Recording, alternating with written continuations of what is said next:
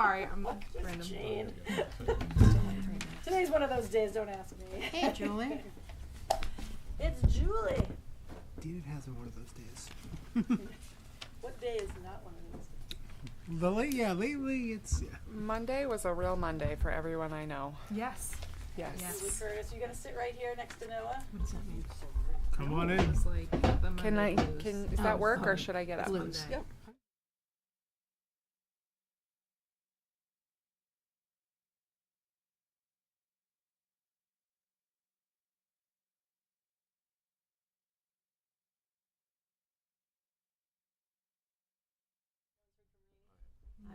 No. Like, I haven't heard from her. I always went to worry. Like, I haven't heard.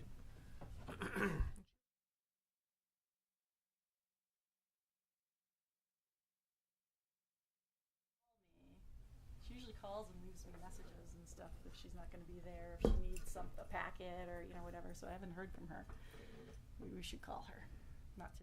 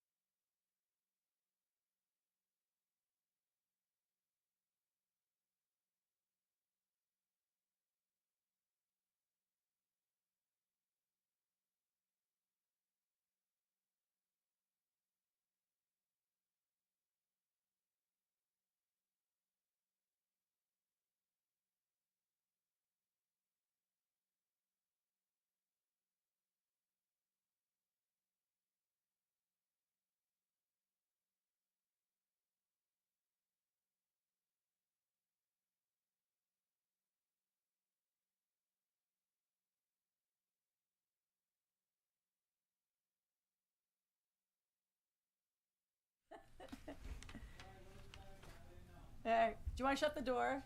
Yeah. Okay. We ready? Thank you. All right. Good evening. All right, let's call the meeting to order. This is a November 12th meeting of the Library Board of Trustees. And we'll start with the Pledge of Allegiance.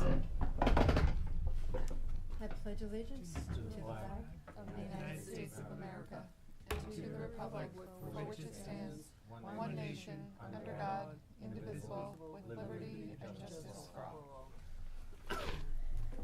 Thank you. Okay, we have no members of the public with us today. It's really cold, so I hope some of you are watching from home. I didn't want to leave the house either tonight.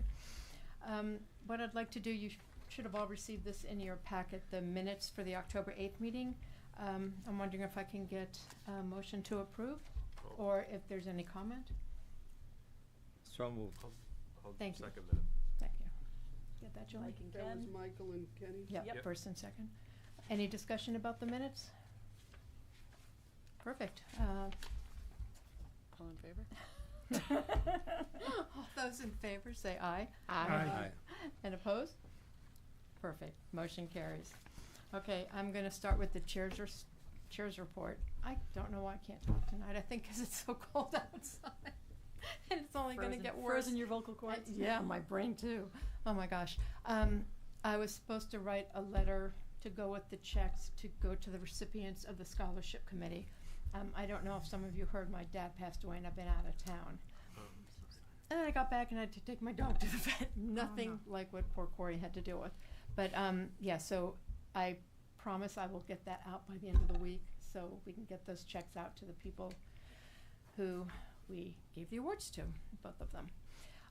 And also, can I show these shirts? Sure Yeah. you can. And these, everybody here has seen them, but I wanted to show the public. These shirts were made for the trustees by the Friends of the Library. Nope, no, by our head of community outreach.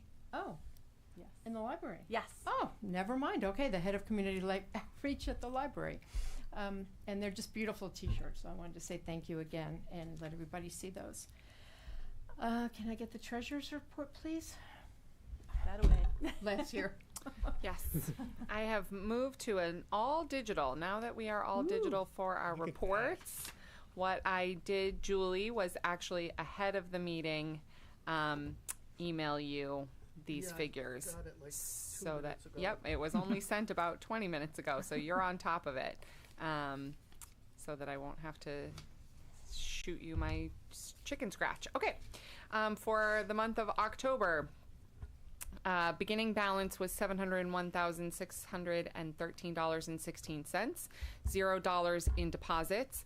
Income $961.80, $0 in withdrawals. Expenses withdrawn were $1,768.44. So the total change in value for the month is an increase of $11,528.95 for an ending balance of $712,335.47. Nice. Getting the hang of this.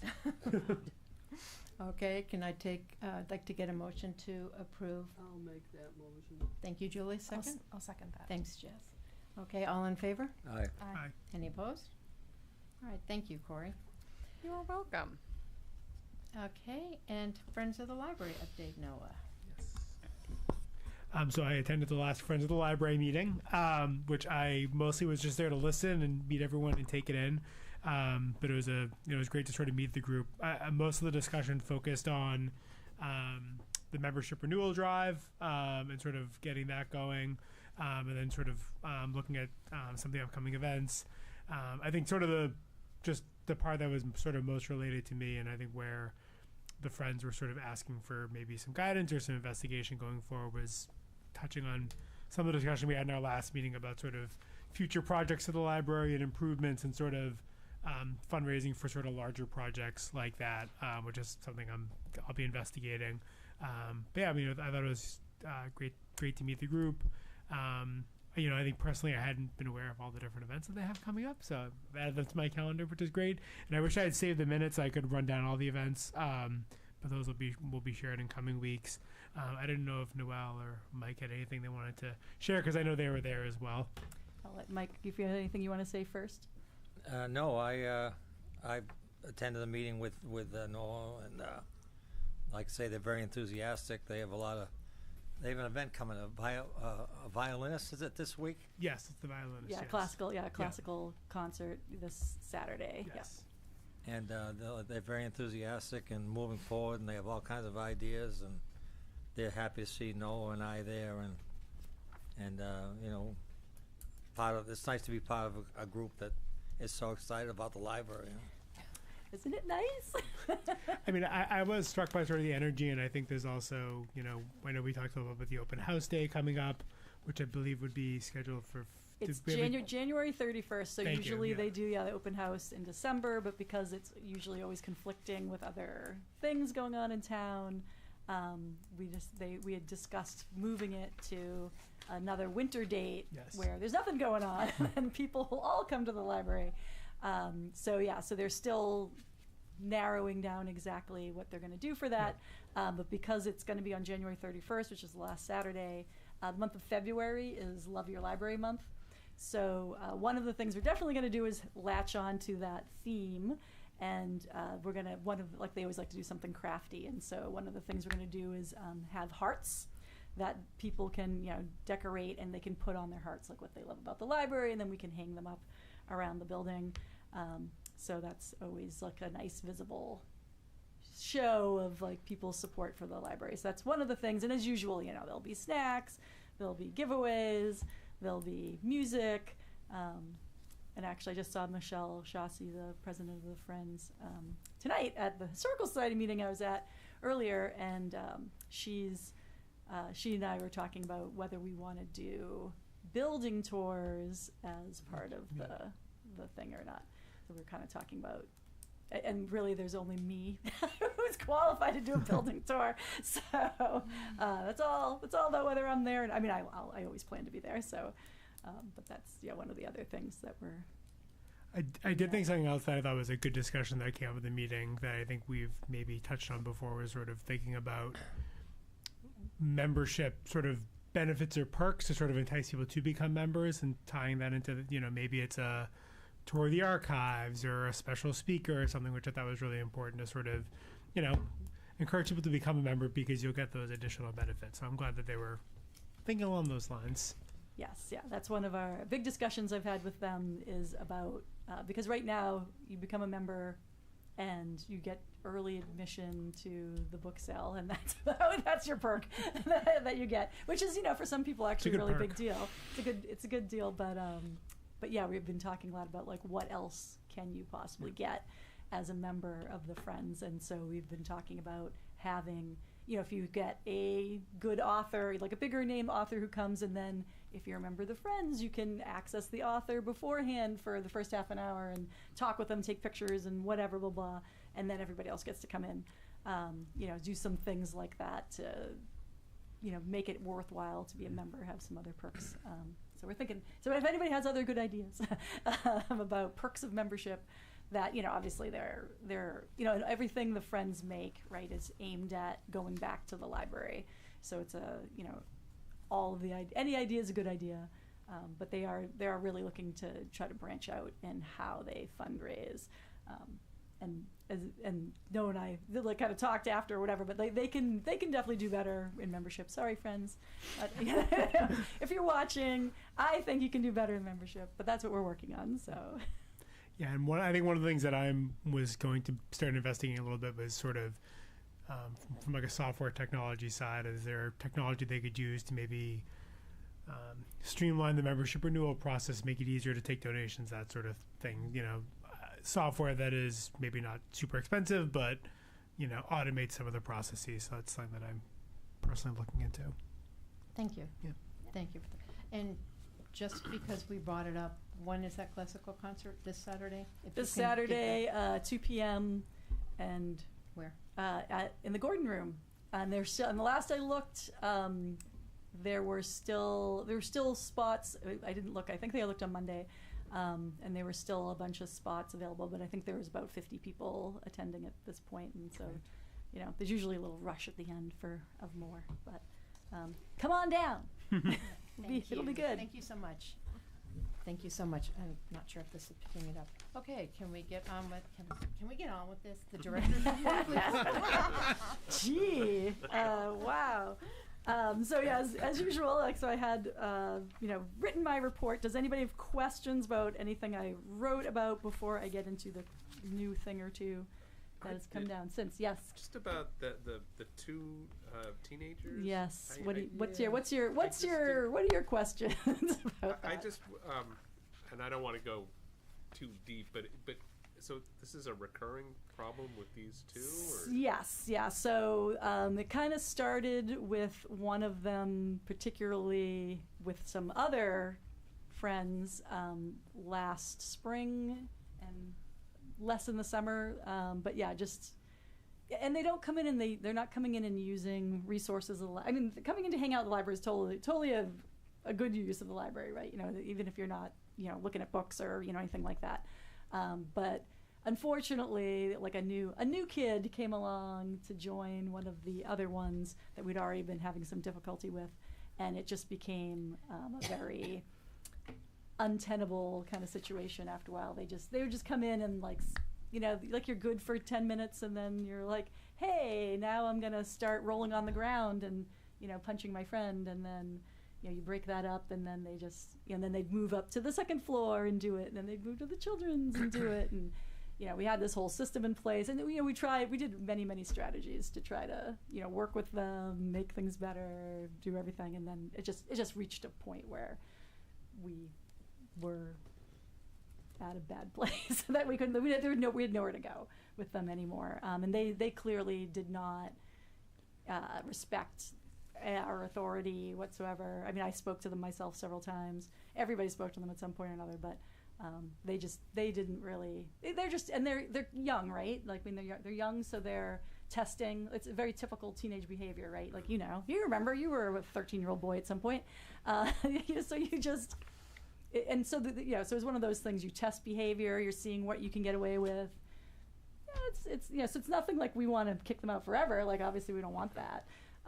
But and it wasn't until I spoke to the resource officers, and they kind of persuaded us to do a little longer period than we were initially thinking, because they were like, they really need to learn the lesson at this point.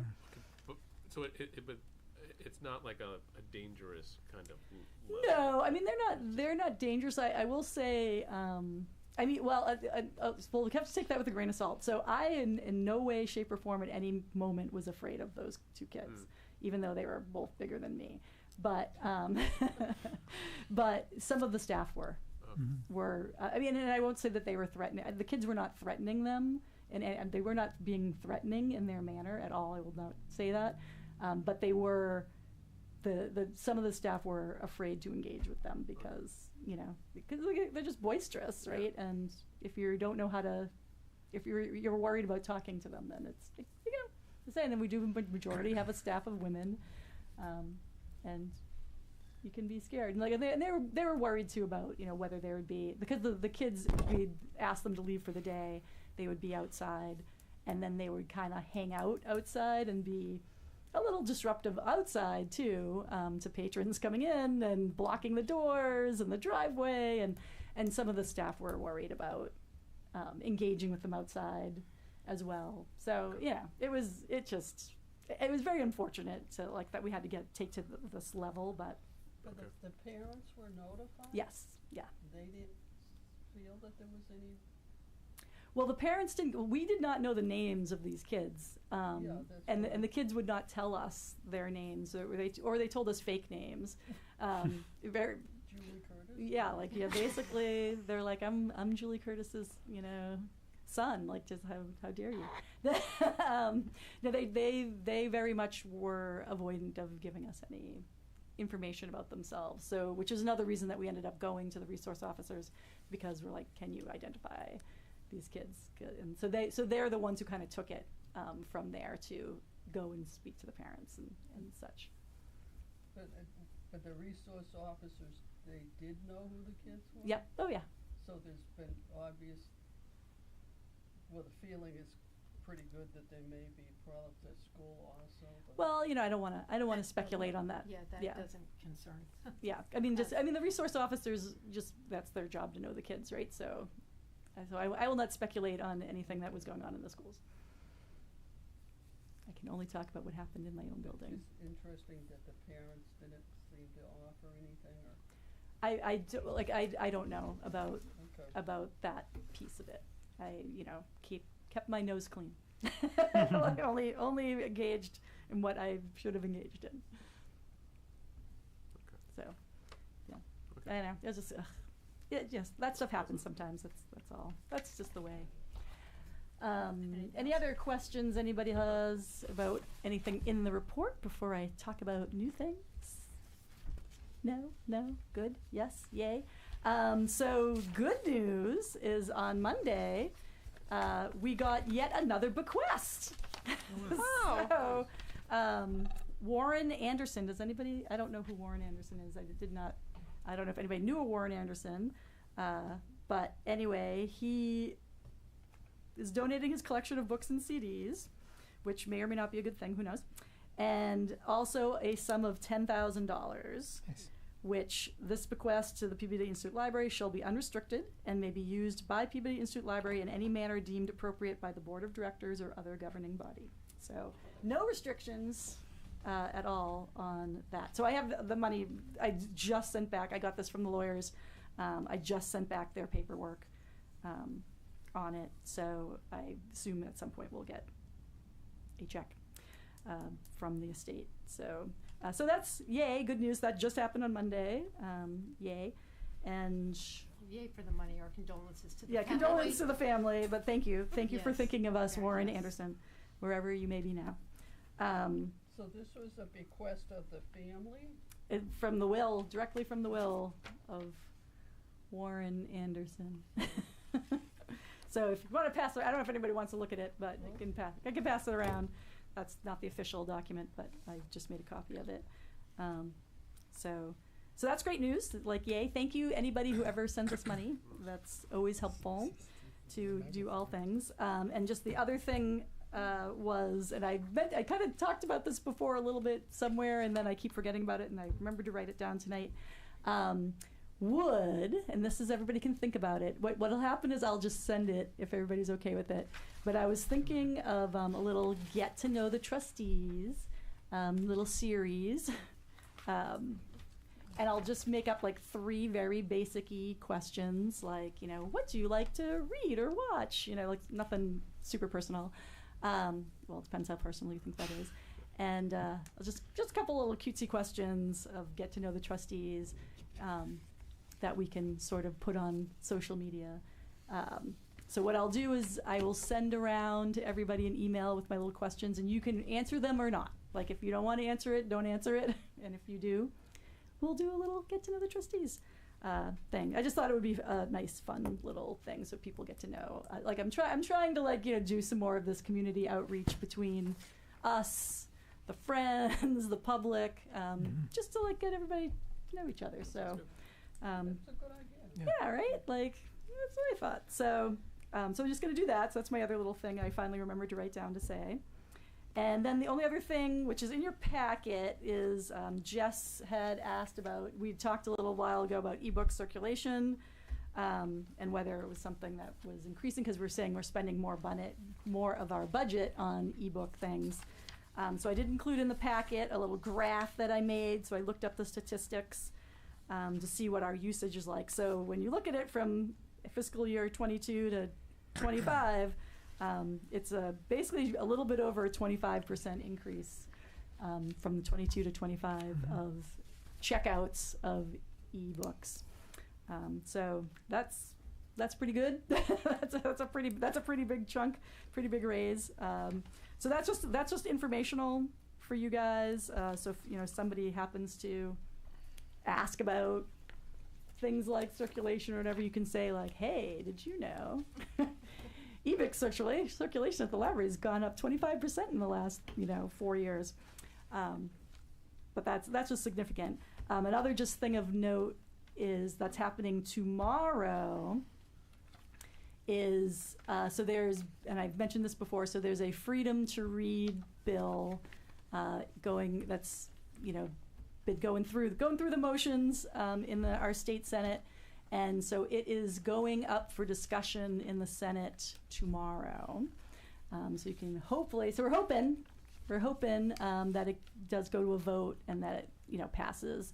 And basically that bill, there were some changes to the language last I looked at it, but that bill should basically, for school libraries and public libraries, and right now schools aren't required. So we have, like, public libraries all required to have a collection development policy, which you've all helped us pass and improve over the years here. Schools do not have those, and this is going to require schools to have a collection development policy. So basically it's something to point to, and a reconsideration form if somebody wants to question a book. I'm assuming people, I think we talked about that last time too, that like All American Boys was recently sort of challenged in the middle school for kids to read it. And it also it basically puts together that we all have collection development policies to point to, and then it more or less makes it very difficult for people to try and ban a book. And then it also protects librarians from basically harassment or dismissal or anything like that. So if no one can yell at a public librarian or a school librarian for having a certain book in their collection or anything like that. So it's very, very nice, protective. A lot of other states have been passing them, the freedom to read bills, and well, so I think this the one's biggest difference though for the middle school, it wasn't. They weren't challenging it being in the library. It was right. It was challenging to just even read it in the class, in the curriculum. For the curriculum and for what was being taught after. Right. So that was the biggest upheaval of what Right. Of the book. And as usual, as you already know, it's like, I mean, you can always opt out of reading any book, and that's always an option. People like to make it look like that's not an option, but that's always an option. Mm-hmm. So anyway, but yeah, so it wasn't a library thing yet, which is right. Good, and the school, the school committee and the teachers, and then also the school committee have defended it, so which has been good too. Freedom to read, man. So anyway, that is going. If anybody feels compelled to write to their state senator, to Joan, and say, please pass it tonight after you go home, feel free to do that. And so I think that's all I have for my report, unless anybody else has anything else they want to. So I just talk wanted, about? I was trying to do the math, I'm sorry. Yeah, go ahead. Just for total circulation was 364,379 books. That includes physical and electronic. So Yep. 20,000. I was just trying to give. Oh, the yeah, do that percentage. figure, like percentage of how much in the total. Yeah, just to give everybody an idea. Oh, 'cause- good. Yeah, thank you. Do some math. I did not do that math. It was good enough that I even did this math, figured out the percentage of raise and So it's circulation. about 6% of the total circulation was electronic. All right. So It's one of the funny things with ebooks because way back when ebook readers, like when Nooks and Kindles were like really surging, people would always say 20% of the population now has an e-reader, and I was like, yeah, that means 80% don't have an e-reader. Like, so people said, oh, this is such a huge number, but I'm like, well, 80% of people don't have that. But now, like, that was before, you know, phones became as ubiquitous as they are now, right? So now a lot of people read on their phones. So many kids even have, you know, phones. So it's very, very different. It's a different world now, but yeah. But it's, you know, it's a right. But yes, and as like one of the other things that's going through the government, as we've talked about before too, is you know, they're examining how much money we are paying for ebooks. And that's something that's just going to be a continuing slow roll. You know, like most of the times, a lot of this legislation takes a couple of years, like to actually get through. So we'll see what happens with the ebooks, but it's, you know, that's a difficult. I have a difficult question, things about. Madam Chairman, on the gift. Is there any requirement, or should there be, about the board voting to accept a gift in that amount, 10,000? Oh, I don't know. I don't think, I haven't seen, there's nothing in our bylaws that I'm that wondering about say as that. far as in local government, whether, like the select board, people come, Right, the select yes. board. I actually accept have a an gift. inquiry into the town manager. I saw her last week, and I asked her specifically about that, like accepting large gifts, like where it needs to go through, like you know, so I think the board, like this board, obviously can vote to accept like a gift. But then if there a certain place or amount or whatever where the select board also needs to accept it, like that was like one of my questions, is like, what's the protocol around that? So she was going to talk to the finance director about that as well. I was just wondering, because I know they do it when a gift to the town, Right. but right. I guess with the library it might be.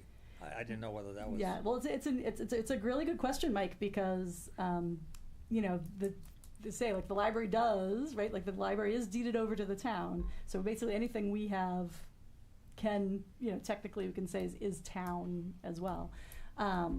So yeah, I have that question about large donations. Like, so she's checking that for me because I wanted to know Maybe after as well. maybe we can let us know next month of whether we have to have a formal vote to accept Yeah, that. So. yeah. I mean, you could have. I mean, if you want to, you could have a vote now, you know, about accepting it in just in general, and then, you know, then it's already done if we need it, and if it's not needed, then, or if we need to do another step, then we need to do the next step after that. We could just do it to I'd make that motion that the board accept the the donation from Warren Anderson. Warren Anderson in the amount of 10,000 to be used as specified in his will and testament. Sounds good to me. Did you get that, Julie? Yep. I'll Thank you. second that motion. Thank you, Corey. You're welcome. All in favor? Aye. Or Hi. any opposed? We skipped a part. Yeah. Any discussion, but everybody seemed to be in favor of it. Okay. Everybody seems to. That's true. Thanks, Mike, for bringing Thank that you. up. I appreciate Yes. that, actually. So, All right. I'm that's- sorry. I just have one more. Oh one yeah, more go. thing. Yeah, go. I'm just looking, and this is not to put you on the spot. That's just, okay. Just You can put me on the food spot. for thought. Just looking at the budget for this year for e-library stuff, we're and sort of the total material costs, it's about 35% is going to the e-library, and only 6% of the material is taken out of it. Just a food for thought there of, does that equal, is everything that we're using equal to how much our patrons are using it? And it might be yes. Yeah. I just, I mean, and part of that is like I was saying, so e-library is also including all of like the databases and everything. yes. So it's the e-library overdrive one, that's Yeah. the ebooks number, just to make sure that's clarified. And the problem really ends up being the pricing, right? So it's like that much money is not actually representing that many items Right. because of how expensive they are.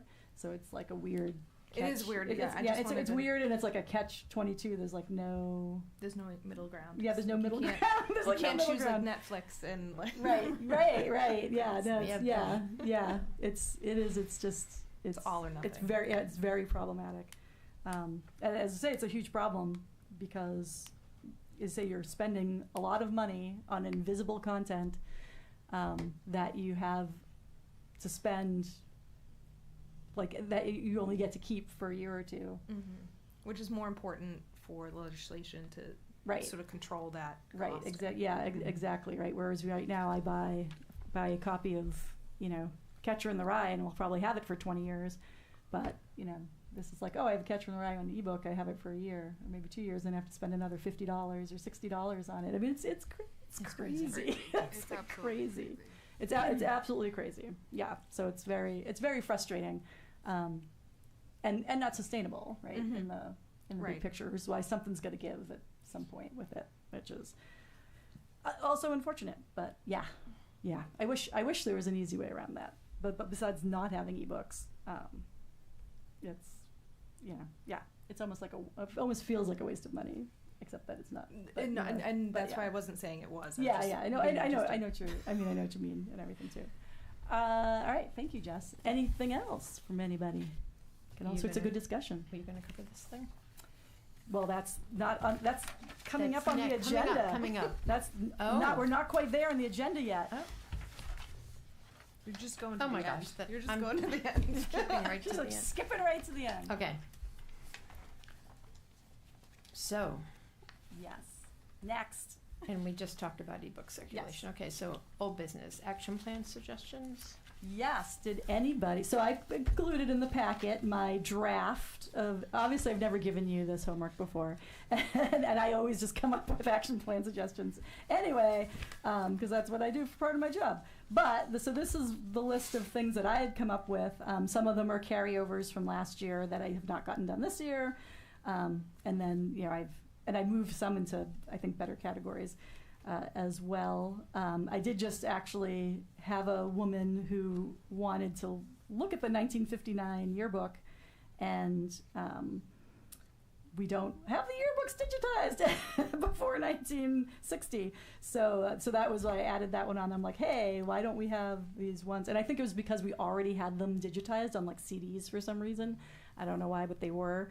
And that was how it was just easy to send the CDs in. So I don't think anything that we didn't have already weirdly digitized on CDs didn't get sent to be digitized. So that's just something I think we just want to complete that collection of whatever we have that's older. So we need to look into that, how much that would cost as well. But anybody want to talk about any of the things, add to any of the things, have anything to consider? Say, this is great. It is great. Move on. I have a question and a comment. Yes, go. So the question was just the third bullet under community engagement. It says expand programming around, but it looks like I don't know if something's missing. Look! So Jess, you're right. What was that one? I missed. there's a word I missing. started a sentence and didn't finish it. That was. Oh gosh, what was that one? That was. Now I'm gonna have to look. Hold on. Let me try to remember what that one was supposed to be. And you could always, we could share that the next meeting if you need to look it up. I noticed that and I figured I would just mention it. Read and expand program. Oh my gosh, what was that?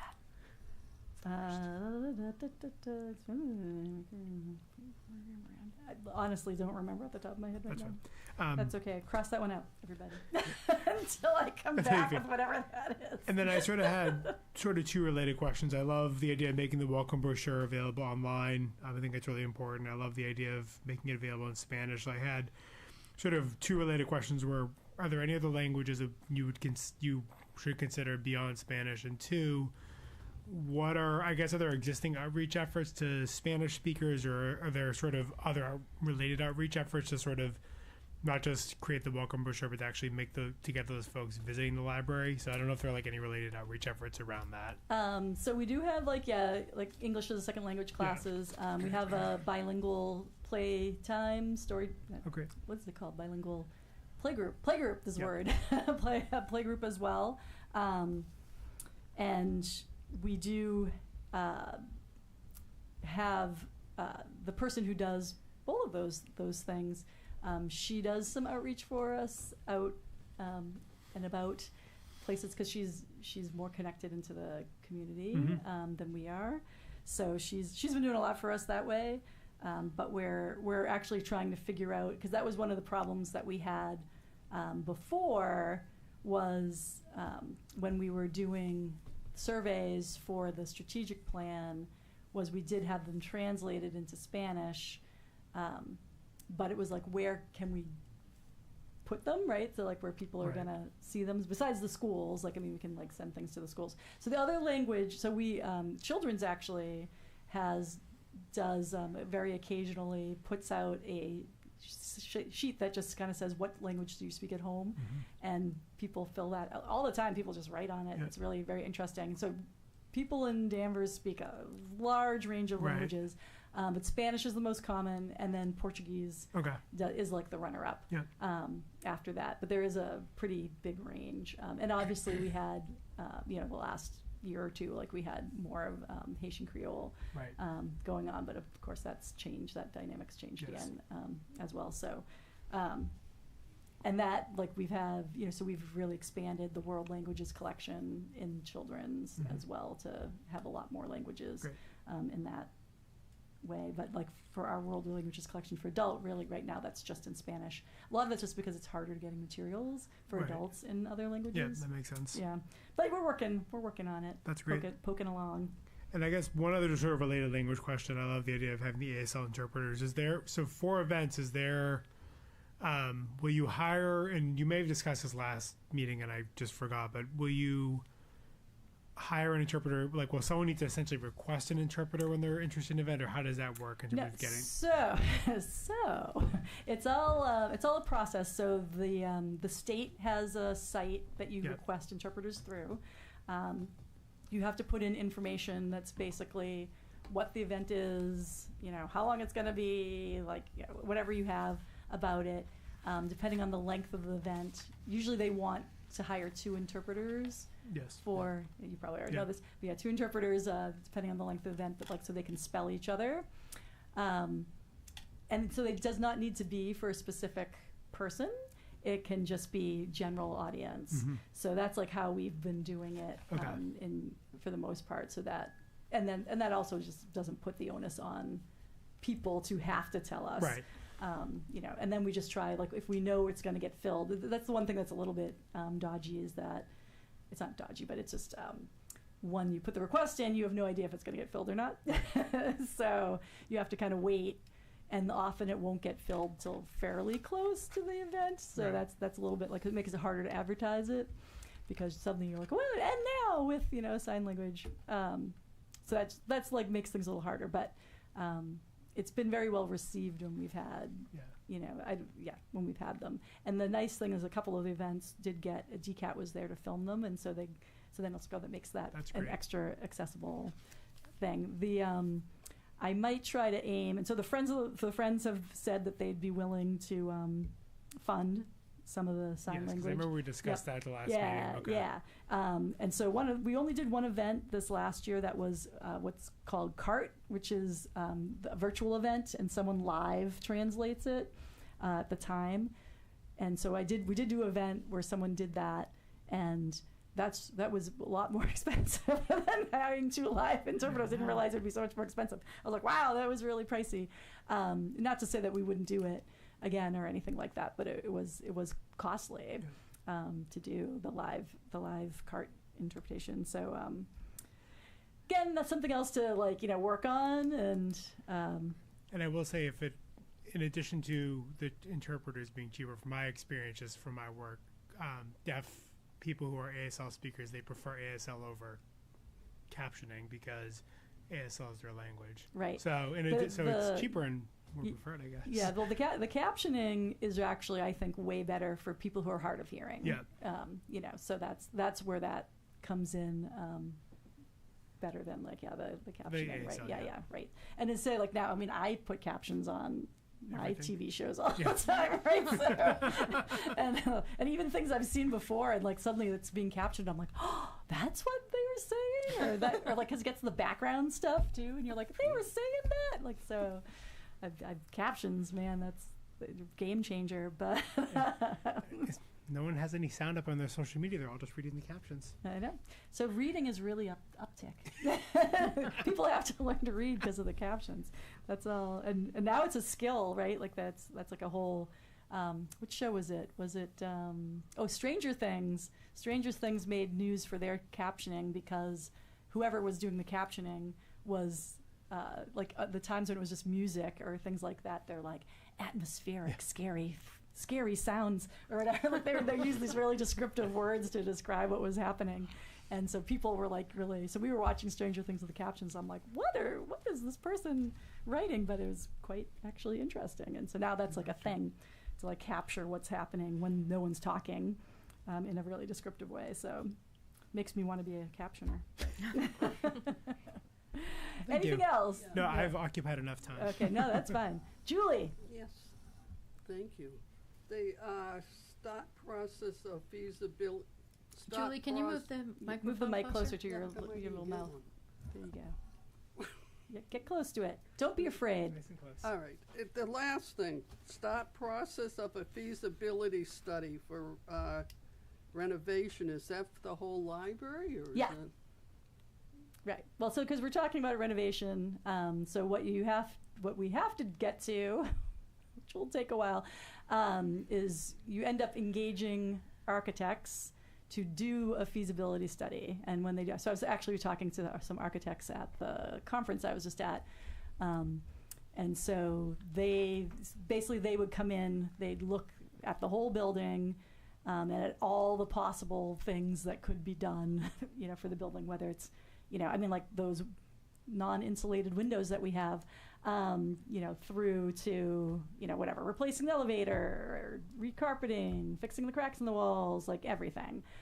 So they put together a study of all the things that could be done, and then what kind of costing that looks like. So that's what the feasibility study is. But of course, it costs a whole bunch of money to have them come in and do a feasibility study. So I have to work. Me and the town manager have been talking about this as well. So we've got to figure out how to go about doing that. So that's kind of on my list, starting the process of getting to the feasibility study. When you're talking feasibility, does that mean a space study too? Yeah, it's all the we things. need one desperately there. Yeah, it's all the things. Yeah, they look at everything. So it's cool. It's really, I think it'll be a really cool process when they do it. It is. Jess knows all about it. I've done it. Jess has done it. She's been there. I'm not allowed to do it here, but it's. But it's a really, there's so many, and there's lots of things, right, that I would want, all the offices on the mezzanine don't have doors and aren't soundproof at all, and the reference offices are not on the floor with reference, and there's all sorts of things that people put the building together as best as they could at the time that they were doing that last renovation, and moved some things around, I guess, during COVID as well. But there's some things that would make more sense to do now to kind of modernize things. So, we'll get there slowly but surely. Step by step. Step by step. Yes, it's a step by step. Not going to get ahead of myself. take our time. Anybody else have anything else they want to talk about? Think it looks good? Any suggestions? I think we've talked before about the archives and sort of more digitizing of the archives. I know that you have specific for the yearbook, but also we talked about church records and certain things that don't necessarily have to take up a ton of room and sort of, and I know that that's also getting very minute into the collection itself, but sort of identifying what's there. That's a good word, yeah. So identify and prioritizing. Yep. So identifying and prioritizing. I kind of purposely left that out because I knew you'd want to talk about it. So I was like, I'm testing you. I was like, Jess is gonna have something about that, so I'm gonna leave something out so there's something to make sure we talk about. Identifying, prioritizing, digitization in the archives, and organization. Just and see, and if it, if off-site storage for certain things, or if I know that, like we said, like church documents and stuff like that, is that all, do we have duplicates, quadruplicates, like what do we have? Well, like I say, the church documents aren't ours even, right? So we're just storing for the churches, except for the Catholic Church in Danvers, their materials in the archives. And so that, like, a question of that is, does that need to be on site? Right. Or is that something that we can store elsewhere? And then if somebody says, hey, I want to see my records for my church, we can go get them. Right. Or whatever. So that's like, those are those kind of questions, right, that we need to. And how are they, and I know that obviously we have this special sprinkler system, but like in the case that we had that, we all thought it was a flood, but it's not a flood. But what happens if there's a flood in that area? What, where is all that material and what happens to it? And I don't want to even think about that. So. I'm going to have nightmares about that. Sorry. Yeah, it's okay. A question about the staffing. Advocate for funding for an assistant archivist position. What would that be, like fiscal 27? Yes.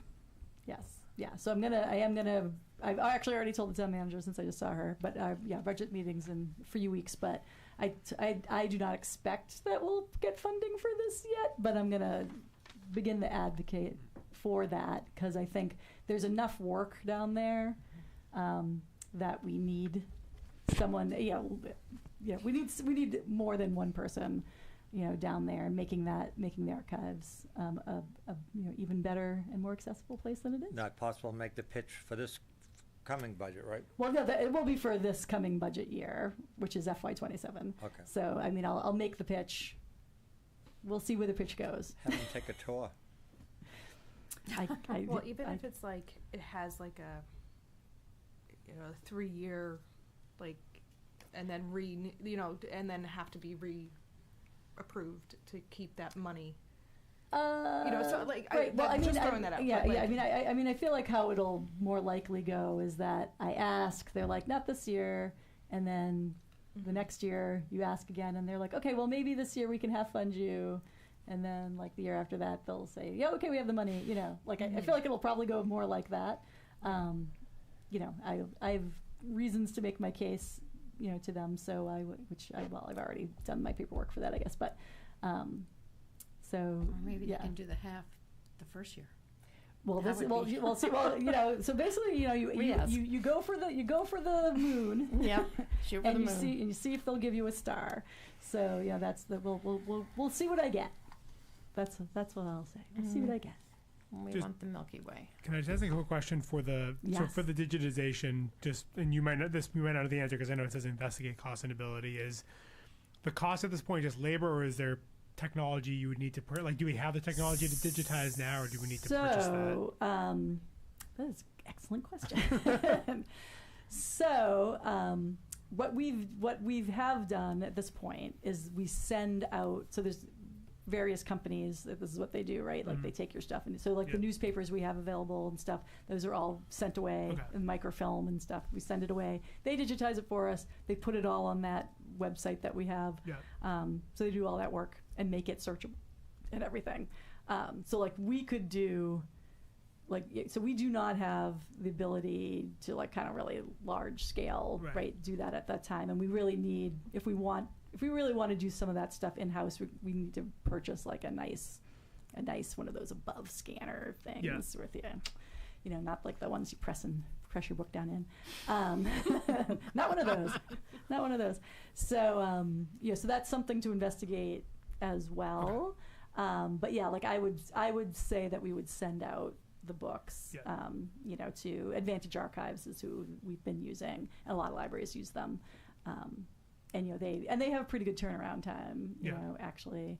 And they'll do, and they you say, here's what I got, and they'll quote you, how much it's going to be and everything. But it was, if I get it right, so we had, how many? So we had, I forget how many years left we had of the newspapers to do, but we broke that up into 3 to do it in 3 chunks. And I think it was something like $4,000 to $5,000 each time to like do the chunk. So this year was like the last year that we're finally getting that finished with the newspapers, all the back issues of newspapers. So, which, I mean, to me that doesn't sound that bad for the value of having all right. that digitally available. Yeah, well, and I think it's fantastic, especially because it's searchable. Like Right. I find that fantastic, and that would be something if we had doing it ourselves, like making it searchable would be a challenge. Yeah, it would be a challenge. Like we'd have to. That would be something else that would require some expertise. That I don't think we have yet on staff. Thank you. Fair. Yeah, you're welcome. Anything else? Anyone? Everybody else happy? Okay. So you said that when go ahead. I'm sorry, when are you That's okay. going for the budget? So the budget is December 4th. Okay. Yes, is when and that's like the initial conversation. Mm-hmm. So it's just like usually me and Jen, the finance director and the town manager, and we like just kind of have a conversation. They send some documentation ahead of time. So I, fill out a form like, here's what I'm asking for. And they already have like the salary, like HR basically puts the salary stuff together for us. And then it's just anything else that we think that we might or might not need. And like, I think right now, the general guidance right now is to not, because it's Jill's first year as town manager, they're not looking to make any big waves in the budget, right, this year, because it's her first year through. So we'll see. Again, we'll see. So this is sort of a question for the group when you're and for you when you're putting together, the budget and the money that we have allocated as a trust to you. Does the group want any say in what that money goes to specifically, or is it just a general? Because so far, and again, not to say that you're doing a great job, but if there's anything specific as a group that we want the money that from the trustees that goes to the library, what we specifically want it to go to, or is it just we trust Noelle to do it and where it needs to go? Does that make sense? We can do that. Right, and it doesn't have to be answered tonight, but I just wanted to put that out there that right now, if there's anything specific as a group that we want to see, part of what the action plan, if there's a specific thing that, we want to put our money towards, or do we just want to have Noelle do, as she has been doing a great job at delegating where it's needed to the library. So yeah, and that's something I think that you guys can think about, and it's just if there's In other words, something like the display cabinet. right. I was looking at that and I started to laugh. I go, I think it's a wonderful idea. And then my law enforcement background kicks in, saying, it'll be locked. It's a locked cabinet. "What? Oh yeah, what are we gonna put up there? Are we gonna dare to put Salem witch trials things there?" No. I mean, I would never put anything of high value, super high value in there. And actually, because I was at the Historical Society tonight and I was talking to a couple of people who actually were making suggestions about things that they had that they were like, oh, would you be interested in displaying this at the library? And I was like, see, this is why I need a display cabinet. But Dave was talking about how he's been building a model of the state hospital, and he was just saying and I was like, oh, that's cool. So he's not finished with it yet, but he was saying maybe in the spring, and I was like, oh, that would so that'd be perfect for something like that you could put on display in a cabinet. and little other historical information about the old state hospital, and I was like, oh, that'd be great. So so I think we have a lot of things that are not of scary value that we could put on, and where I want it, we're in that alcove, so it's in full view, right, of the desk, too. So I mean, that little bit of losting everybody out there, people will steal anything, Yeah, it's true. But yeah, no, I was browsing the museum display cabinets, and just obviously anything that I put out there would be locked. I mean, obviously only looking at locked cabinets. And I was looking at some of the that'd be ones good. they have at the Peabody Institute Library in Peabody. Yep. Because they've got some beautiful things on display that are really interesting to look at. They And yeah it's they nice. do, and it's nice. You need Yeah, something it's like the nice. State House where they have it that's like, you'll never get into it. Yeah. You'll never get into it. Yeah, they have some really good locking mechanisms for. I mean, of course they have all sorts of things, right, that you can do with stuff, and the lights and the power and the knot, and gets really. To Jessica's meta. point, I think that's good for discussion on things like that. I mean, but you don't want to reinvent the wheel. But I mean, when it comes to display cabinet, you don't want something that Right. out of Zayas from 1967. Well, of course not. Yeah. Zares. I haven't heard of Zares in such a long Showing time. my age. Oh my gosh. I remember Zares. I remember Zares. Oh my goodness. Yeah, but Great. even No, like, thank you. even like if the archive is getting $5,000, like, do we want something that $5,000 to go towards something instead of just blanketed, just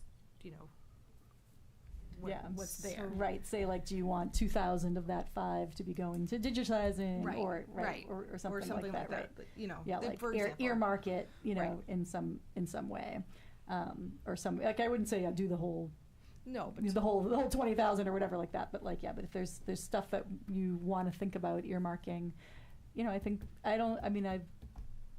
that's worth conversing about. Just an if, idea. Yeah, so if people think about it. I mean, obviously we already have this set for this year, but if you want to be thinking about July will be coming before we know Right. it. Before we know it. So there we go. All right. Any other thing else about the action plan? FYI, I gotta file it in December. So, all right. If anybody thinks of anything else, you can let me know. Thank you for the discussion. I appreciate it.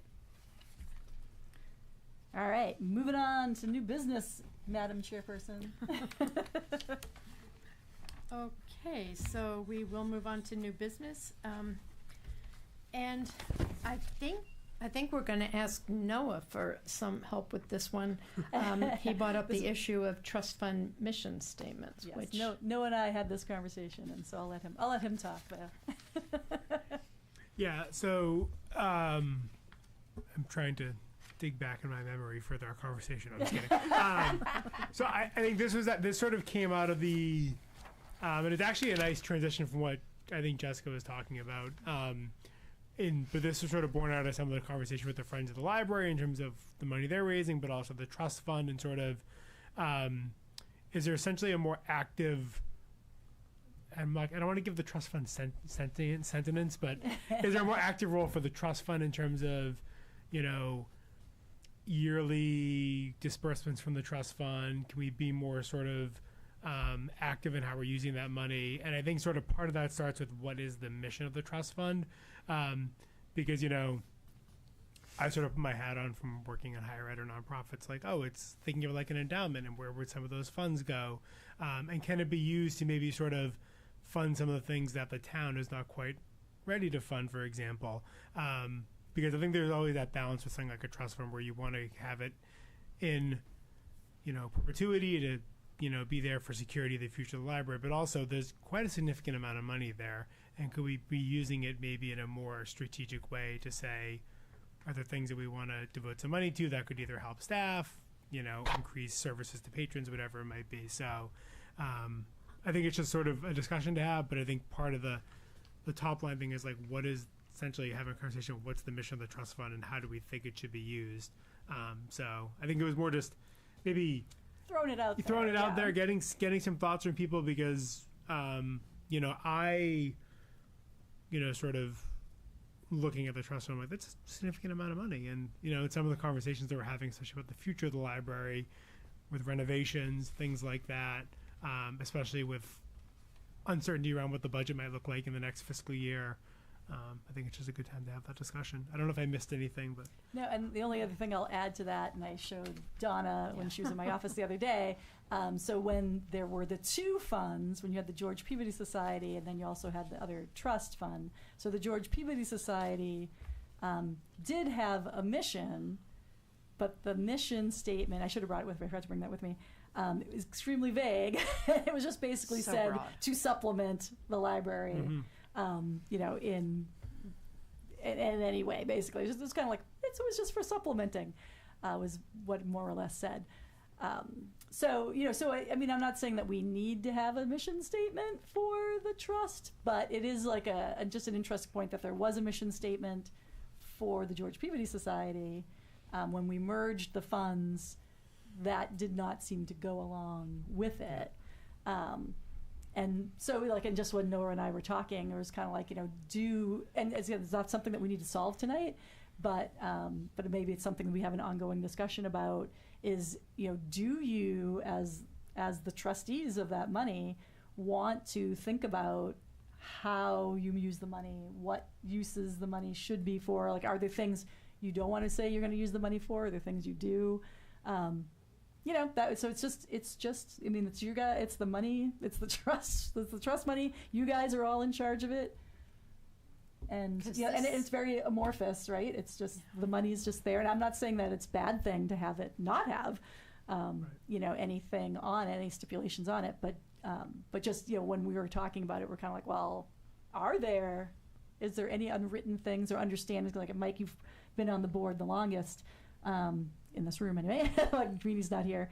Forever. Yeah, like forever. So, I mean, I don't know if you have, and Julie, we've been on it a long time too, like, I don't know if you two have any insight as to if you've ever discussed, like, what uses you would not use the trust for or things like that. So we just thrown that out there. Well, and I think I'm glad it came up because I think it aligns with what you were talking with Jessica of, like, does the board want to approve specific expenditures for specific things? But I think if we're going to go that route, we need to have some sort of underpinning to sort of hold ourselves accountable to say, well, here's what we said we would use the trust for. Yeah. And then, it just provides a good framework, I think.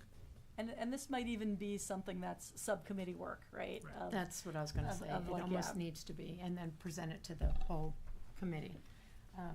And it can be reworked also. Right, yeah. It wouldn't be a permanent, I mean, we could make changes to it as technology and information comes available. Should we? Well, I mean, I don't know if anybody has any. I mean, I think Noah and I's point of this point was just to throw it out to the group to see if there were initial thoughts, and then if you guys want to vote to or that's actually the chairs, to decide whether you want to make that be a subcommittee to discuss. So. I think it should be a subcommittee, but do we want to, do people want to think about whether or not they want to be on something like that? We can do it next month, or do you want to put together something now? No, I think we need to think of that. This is a big. Well, no, and we wouldn't make the decision overnight. It would just be coming up with some ideas that we can present, and You probably have to develop a specific policy for it. Exactly, the policy first about the trust, and then beyond that, you have to have specific guidelines on what it can be used for. Exactly. Yeah. The overall policy, and then guidelines for what it's for.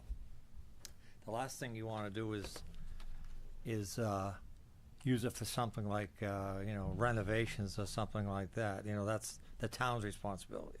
we do not have money for even though renovations. even though $8. that's some people say, well, that we need this new carpeting, we'll pay for it. Well, that's what the mission statement would be, more or less. And I think you just have an overall statement of what that very carefully, and then the specific guidelines, and then, because if you don't, We should.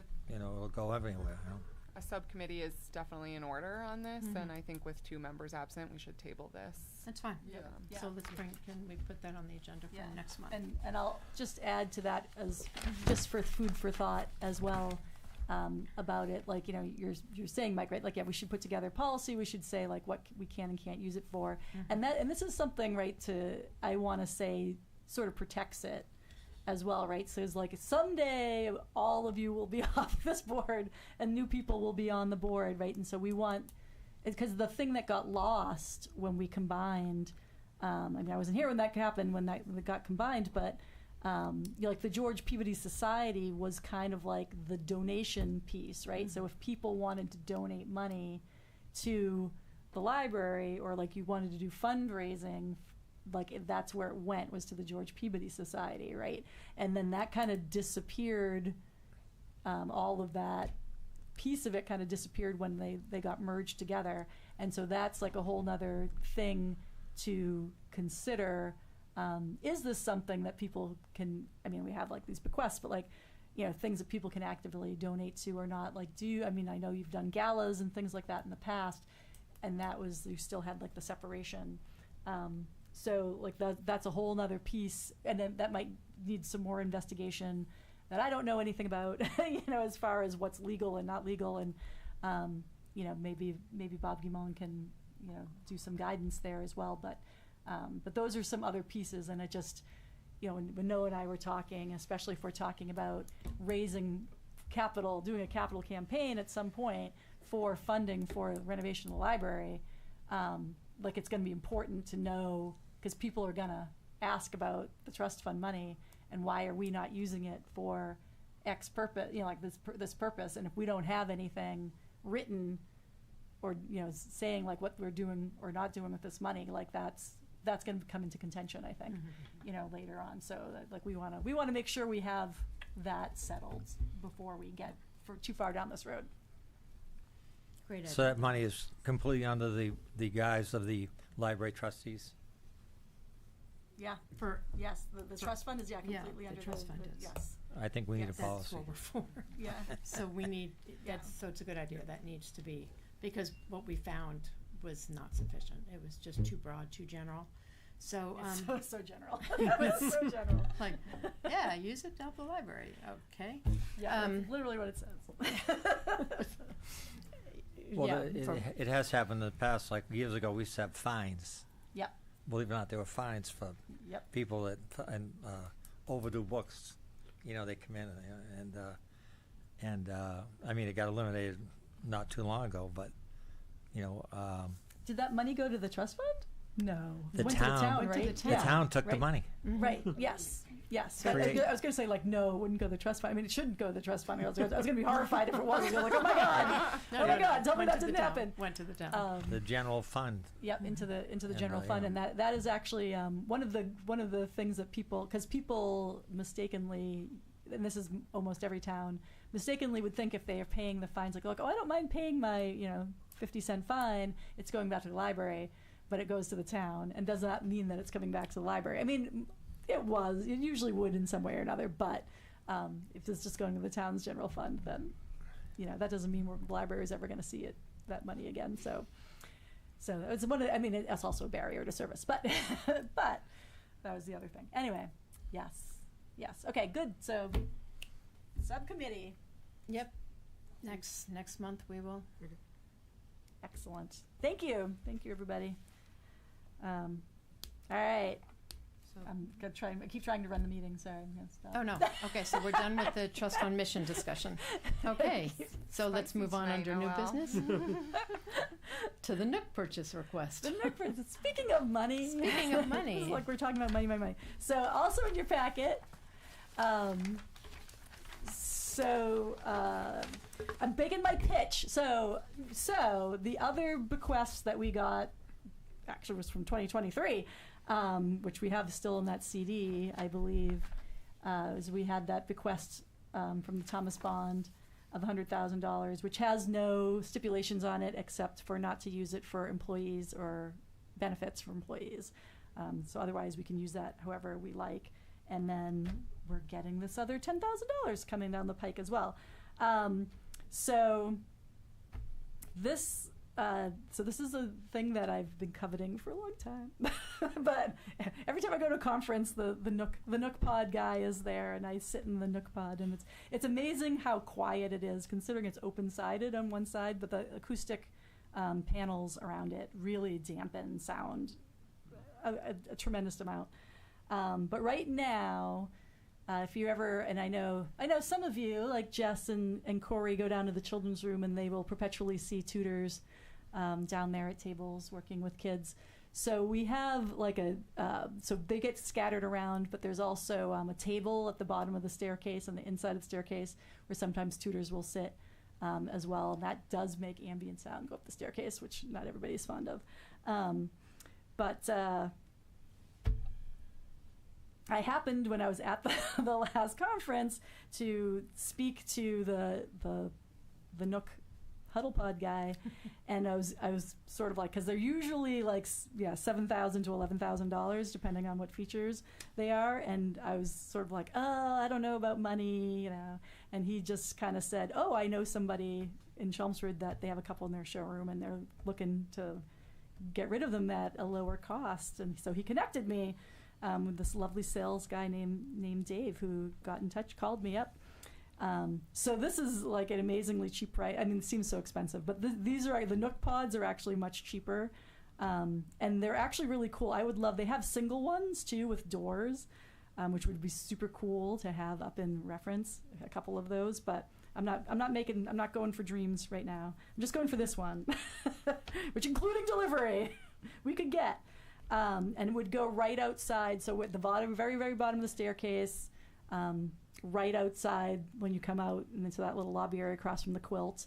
That is where this is, and it's on wheels too. You can't see from that picture, but it's also on wheels, so we can move it wherever. And I'm pretty sure that the only bad thing is that we'll have fist fights with the tutors wanting to fight over who gets to be in the who gets to use the study pod, who gets to use the pod. But anyway, so I just wanted to make a request to buy this piece of furniture, and that's the end. I guess I don't quite understand. I don't quite understand what this is. It's like, it is what it's Well, like. I realized, I thought it was a tanning suit.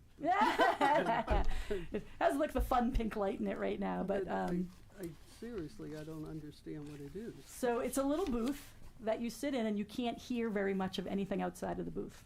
So it is a quiet booth that people will be able to sit in and not hear a lot of noise. So if, instead of a tutor sitting there with a child trying to tutor in a very loud environment, they just sit in the middle of the children's room, they'd be able to sit in here and concentrate better.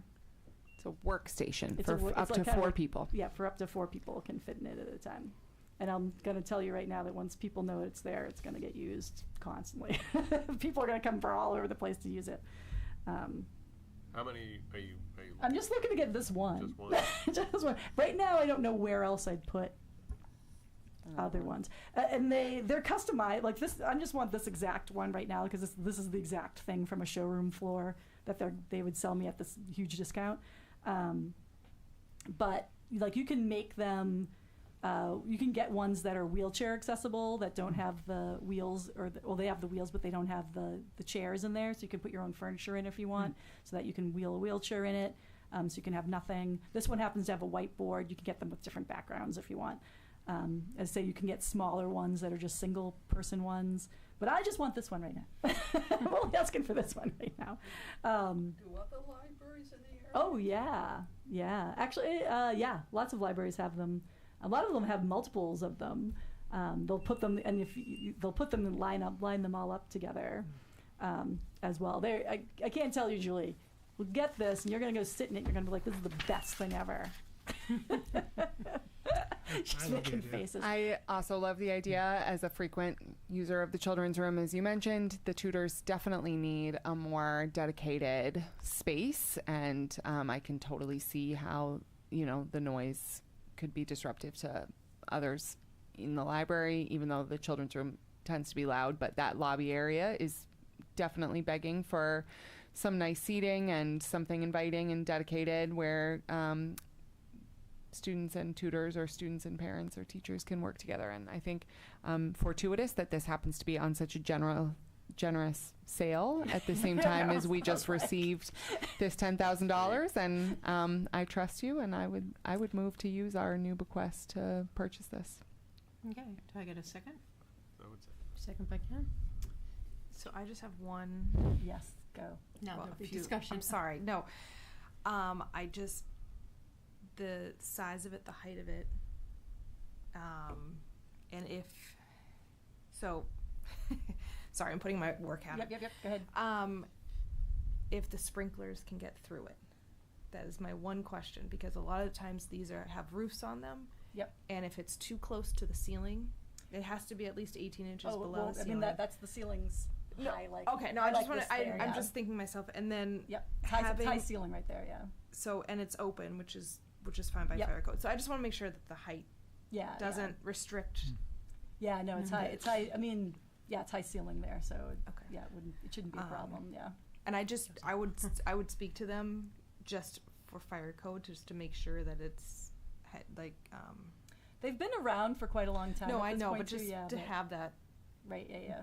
knowledge, just for yourself. But sorry. Yeah. No. I appreciate that. Like because like, I did not think Like about the enclosed things that- ones. Yeah. The problem with those is that you need to have a sprinkler head put into them because they are enclosed space, and a lot of times they don't do that. See? I don't think about that. And that's against fire code. And so, and then and the size and the space of them, if it takes up too much space, it can't have a top, because then it becomes a space where a fire can break out and you can't put it out. So Because it's right. Ooh, see, So anyways. see, this is why we have Jess on the board. But yes, so sorry. Yeah. Any other discussion? Because I appreciate that. That's open though. Yeah. Well, It yeah. is It's open, it's yes. open. Yep. Yeah. Yeah. You can Would there be a pop right out. specific policy on that by you? I- Who can use it? I mean, I mean, I wouldn't do that unless we feel like it. If it becomes like an issue, then I'd say like we can well, if put it's coming policy on in it. But the children's room yeah. Well, In just the outside, lobby like right outside. outside. Right, so like at the very bottom of the staircase there, and you're in that lobby-ish area with the ramp, end of the perfect ramp for and the everything. teenagers to, entertain themselves in it. Say, well, we can. It is see. open. It is open. They're not going It is to have open. much privacy. It is Yeah. open, and that space is in the line of sight of the children's room librarians from their desk, more or less. Yeah, kind of. I Yeah. mean, not perfectly, but I mean, it's also it's at the bottom of the staircase. Like people are going by it constantly. It's like, it's not a quiet It's not in a place dark that it's corner. in. Yeah, it's not. It's And it's someplace that movable. people. Yeah, it's movable too. So if it like doesn't work in that location, it can Yep, always we be can move moved it. Yeah, to that's a different location. Yes, that was the one thing. I guess usually too, they usually charge that usually comes disassembled, right? And they charge to assemble it. And so the guy asked me, can he's like, it doesn't fit in like a regular elevator unless you have a freight elevator. So he was like, can it get in your building? And I was like, it can. Yeah, because We it's have on a the whole first floor. downstairs Yeah. entrance. So that was one of the other pieces of it. And he's like, oh, you don't have to pay for assembly. He's like, we'll put it on a truck and deliver it for you. And I'm like, Sounds like a great opportunity. I know, and I'm actually, I don't know, maybe you should come with us too. But that they learning interiors. I don't know. Do you know them at all? In Chelmsford? Not that specific one off the top of my head, but So he was just also said that he'd be willing to come here just to like look at like we've been talking about children's furniture and stuff, but like to look at the space and like make suggestions of like what they have, because they do basically school and library furniture. I was like, maybe I should. I might bring you on my team for that too. I was like, and then he's like, oh, and you can also come to our showroom in Chelmsford and look at stuff. So I'm like, Field trip. like who can be on my field trip for that? So yeah. All right. Anyway, Any other people- discussion? Any more discussion? no. Were your questions We're answered good. sufficiently to vote? Okay. So all in favor? Aye. Aye. Any opposed? Can I just ask, I've got, who seconded this? Yep. Yep. Corey did the motion, I seconded. Motion specifically to use the newest request. No, I got that. Awesome. Thank you, everybody. Yay. No, I'm excited. Yeah. Love to do something. I know. Oh, it'll be so. And well, if you didn't, well, and I was, and so this is just also just a food for thought, as well as like I did talk to the Friends about this, because they are also interested in things that can kind of, they can put their name on too. So they were kind of like saying, like, if, you know, if we're looking at certain things, like they probably wouldn't be like, I can give you $5,000 for this, but they were like, oh, if there's something that, you know, it's like $1,000 or, you know, $1,500 or something like that, or they're also willing to like chip in money for things in the future too. So they want to put a little plaque on it that says donated by the Friends of the Library. But they want to be more visible too. That's, you know. All right. Okay, so any other New business? information, new business people would like to bring up? And I'll just, yeah, I'll just say too, like, so I was mentioning earlier too that my, I will be doing some caretaking of my parents. That's basically coming up next week, and then like the first week of December, I'll be doing. I'll always be reachable, but just, you know, if you see that I'm not in a lot, it'll be because I'm caretaking. Good luck with that. Oh, yeah. Okay, can I get a motion to adjourn? I'll motion. Jess, thank you. Second? I'll second. Second by Noah. All in favor? All right. Aye. Any opposed? Thanks, everybody. Good evening. Happy Thanksgiving. Good evening, Danvers. Happy Thanksgiving. Thank you very much, Noelle. Oh, I didn't put my thing. It is 8:18.